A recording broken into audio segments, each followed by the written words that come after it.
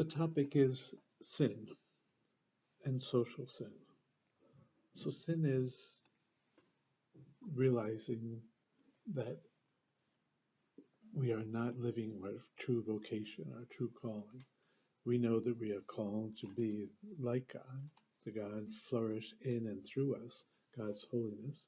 And God is relationship, God is communion. When I am selfish, when I turn my back on others, when I seek my individual, not personal, my individual good above all else, and I do this consciously, then this is sin in my life.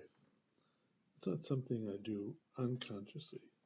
Sin is when I seek out my will as opposed to God's will. And social sin is the consequence, the accumulation of personal sins.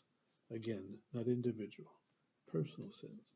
When my relationships break down, and I allow them to break down, when I willingly turn my back on others, well, the consequences then, if I lie to others and sow mistrust, well, the consequences of that, the social consequences of my selfishness, my competitive spirit, my avarice, my desire to have more for me, even if it means others having less.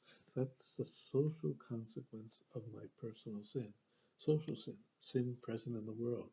So anyone who comes into the world, that comes into a situation which is not as God created it at the beginning, and God wants and longs and desires it to be.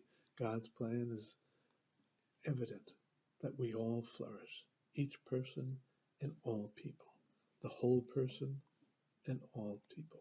So the challenge is to overcome, with the help of God, grace in my life, the tendency to sin, and to help others do the same, to make this a better world for everybody, always. Sin and its consequences, social sin.